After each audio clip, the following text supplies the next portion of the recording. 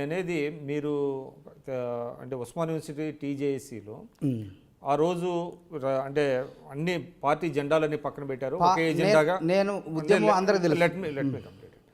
అంటే పార్టీ జెండాలన్నీ పక్కన పెట్టారు, ఒక అంటే ఐక్యతతో ఏకమై జేఏసీగా ఏర్పడి విద్యార్థులు ఓయూజేఏసీగా ఫామ్ అయ్యారు. అందులో టీఆర్ఎస్ ఉన్నారు, కాంగ్రెస్ ఉన్నారు, బీజేపీ ఉన్నారు, అందరూ ఉన్నారు. కలిసికట్టుగా మీరంతా పోరాటాలు చేశారు. బట్ మీ టీజేఏసీని కొంతమంది రాజకీయ నాయకులు వాళ్ళ చెప్పు చేతలు ఉంచుకోవడానికి ప్రయత్నాలు జరిగినాయి, కొంతమందిని ఆ విధంగా వాళ్ళ వైపు తిప్పుకోవాలని ప్రయత్నించారు అనేటువంటిది ఉన్నది. అంటే పార్టీలే పంపించి ఇట్లా ఫామ్ చేసినాయి అంటారా, లేకపోతే ఏంటి అసలు? వాస్తవంగా అంటే చెప్పాలి, ఇప్పుడు మీ ఐ డ్రీమ్స్కి వాస్తవాలు చెప్పాలి. తెలంగాణ ఉద్యమం జరిగిన నేపథ్యం అంటే ఉద్యమాన్ని నేను అవమానపరచాలని కాదు, అసలు జేఏసీ ఏ విధంగా ఏర్పడి ఉస్మానియా జేఏసీ అనేది ఏ విధంగా ఏర్పడిందంటే కేసీఆర్ గారు అంటే విద్యార్థులందరినీ అంటే ప్రలోభ పెట్టో లేకపోతే ప్రోత్సహించో చేశారు. కొన్ని సంఘాలకు అంటే అస్తిత్వం లేనటువంటి అంటే నేను చూశాను కొన్ని. అంటే జేఏసీ ఏర్పాటప్పుడు నన్ను కూడా ప్రోత్సహించారు. సంథింగ్ రాని వాళ్ళ ఆసక్తి లేని వాళ్ళకంటే అందులో రావాలంటే ముగ్గులో దింపాలంటే ఏదో ఒక ప్రయత్నం చేయాలి కదా. ఆ ప్రయత్నాన్ని వాళ్ళు ఏదో ఒక సహాయ రూపంలో చేసి వాళ్ళకి ఆర్థికంగానో ఏదో చేసి వాళ్ళని కొంత తిప్పడం జరిగింది. కానీ అప్పటికే విద్యార్థి ఉద్యమం అనేది నాయకుల చేతుల్లోంచి చిన్న చిన్న క్రమం తప్పుతుంది. అంటే ఈ నాయకులే చేయాలలేదు, సాధారణ విద్యార్థులందరూ కూడా ఉద్యమంలో సై అంటేనే ఉద్యమం అంత ఉధృతంగా జరిగింది. కాబట్టి ఆ జేఏసీ ఏర్పడిన తర్వాత నేను కూడా డిసెంబరు 9 వరకు జరిగిన వాటిలో పరోక్షంగా ఉన్నా. టీజేఏసీ ఏర్పాటుకి ప్రధాన సూత్రధారి ఎవరండి?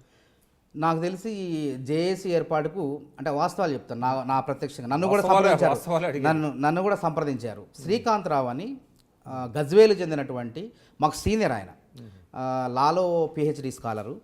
ఆయన అంటే వెలమ సామాజిక వర్గానికి చెందినటువంటి మంచి వ్యక్తి, మంచి సిన్సియర్ అయినటువంటి వ్యక్తి.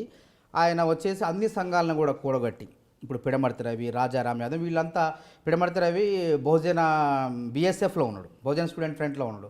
రాజారాం యాదవ్ పీడిఎస్ నుంచి నిష్క్రమించి ఆయన ఒక స్వతంత్రంగా ఉన్నాడు. అట్లా ఒక్కొక్కరు ఒక్కొక్క రకంగా ఉన్నారు. అందరినీ కూడా కూడగట్టి దాదాపు ఈ శ్రీకాంతరావు అనేటువంటి ఆయన దగ్గర చేర్చి, అంటే హరీష్ రావు గారికి దగ్గర ఉండేవాడు. ఎప్పుడైనా కానీ కేసీఆర్ గారు ఏం చేస్తారంటే ఎప్పుడు కూడా ఇట్లాంటి విషయాల్లో హరీష్ రావు గారిని పంపడం జరుగుతుంది, యూనివర్సిటీకి కానీ ఎక్కడ కానీ. హరీష్ రావు గారి దగ్గర అయినటువంటి శ్రీకాంతరావు గారు విద్యార్థులందరినీ దగ్గర చేర్చి వాళ్ళ యొక్క ఏం డిమాండ్లు ఉంటే ఆ డిమాండ్లు కూడా పరిష్కరిస్తా అని చెప్పి పరిష్కరింపజేస్తే ఆ విధంగా ప్రారంభించినటువంటిది ఉస్మానియా జేఏసీ. అదేవిధంగా శ్రీకాంతరావు గారు కూడా నా దగ్గరికి వచ్చిండు. వస్తే మరి మీరు టీఆర్ఎస్ పార్టీ, మీది ఒక రాజకీయ నేపథ్యం, నిజంగా ఉద్యమం లేదు ఇందులో, అంటే ఉద్యమం అంటే మీరు పార్టీగా ఉన్నారు. మరి నేను కాంగ్రెస్ పార్టీలో అప్పుడే రాహుల్ గాంధీ గారు నన్ను టాలెంట్ హంట్లో యువజన కాంగ్రెస్ రాష్ట్ర కార్యదర్శిగా ఎంపిక చేయడం జరిగింది. నేను మీకు పరోక్షంగా మద్దతు తెలుపుతాను, ఎందుకంటే నేను మాది అప్పటికి సీమాంధ్ర నాయకులు ఉన్నారు. నేను ఏమాత్రం ఒక సామాన్యమైన దళిత కుటుంబం నుంచి వాడిని నేను అని చెప్పి ఆయన కరాఖండిగా చెప్పాను. నేను ఉద్యమానికి సహకరిస్తే నా అనుచరులంతా కూడా, నా రూమ్లో ఉన్నటువంటి అనుచరులు, నా యొక్క ఆర్గనైజేషన్లో ఉన్న వాళ్ళందరూ కూడా మీతో పాటు వస్తారు, నేను పరోక్షంగా ఉంటానని చెప్పడం జరిగింది. ఓకే రాయ్, సంతోషం, ఉద్యమానికి మద్దతు సరిపోద్ది, మాకు అదేం లేదు, అందరు విద్యార్థులు కూడా అన్ని సంఘాలు కూడా మద్దతు కోసం మేము రాసుకుంటామంటే రాసుకోండి అని చెప్పడం జరిగింది. ఆ విధంగా ప్రారంభమైనటువంటి ఉస్మానియా జేఏసీ ప్రస్తుతం అసలు మొట్టమొదటి ఉద్యమం అనేది విద్యార్థులది. అంటే మలివిడత ఉద్యమం అనేది ఒక ఉస్మానియా యుద్ధ భూమి నుంచి తెలంగాణ ప్రాంతం మొత్తానికి యుద్ధ భూమిగా పిలువబడుతున్నటువంటి ఒక ఉస్మానియా యూనివర్సిటీ యుద్ధ క్షేత్రం నుంచి ప్రారంభమైంది.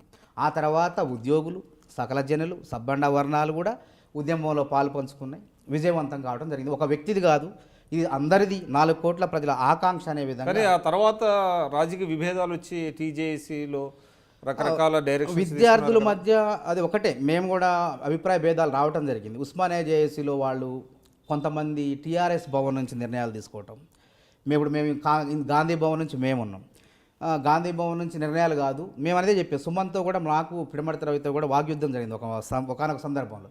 మనం ఎప్పుడు ఉస్మానియా జేఏసీ ఉద్యమాన్ని ఓయూలోనే 4 గోళ్ల మధ్యనే ఉద్యమం చేస్తున్నాం, దానివల్ల మనకి అసలు జనాల్లో పోవాలా. ఒక ఓయూ విద్యార్థులు, ఉద్యమం చేసిన విద్యార్థులు 4 గోడలు దాటి, ఉస్మానియా 4 గోడలు దాటి జనాన్ని చైతన్యవంతం చేసుకుని పోతే మన ఉద్యమం తొందరలోనే విజయవంతమయ్యే అవకాశం ఉంటుందంటే నన్ను వ్యతిరేకించారు ఆ రోజు. నువ్వు కాంగ్రెస్ వాడికి అధికారంలో ఉన్నాడు, కావాలని విచ్ఛిన్నం చేయడం కోసం కుట్రలు చేస్తున్నావు అని చెప్పేసి నా మీద ఆ రోజు విద్యార్థి గర్జనలో కూడా కొంత ఇబ్బందికరంగా నన్ను చూసి, అంటే కుట్రలు చేస్తాడని, అధికారం కాబట్టి చీలుస్తాడనే విధంగా వాళ్ళు ఆ విధంగా చూశారు.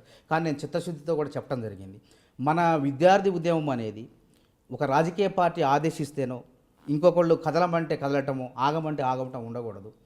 మనం ఆల్రెడీ స్వేచ్ఛాయుతంగా ఉన్నాం యూనివర్సిటీలో, ఒక స్వయం ప్రతిపత్తితో వ్యవహరిస్తున్నాం.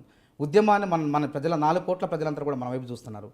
మనం కాబట్టి ఇక్కడ నుంచి కదలాలి అని అంటే వాళ్ళకి అక్కడి నుంచి ఆర్డర్ రావాలి. టీఆర్ఎస్ పార్టీ స్విచ్ నొక్కితే టీఆర్ఎస్ పార్టీలో కేసీఆర్ గారు స్విచ్ చేస్తే ఇక్కడ కదలాలి.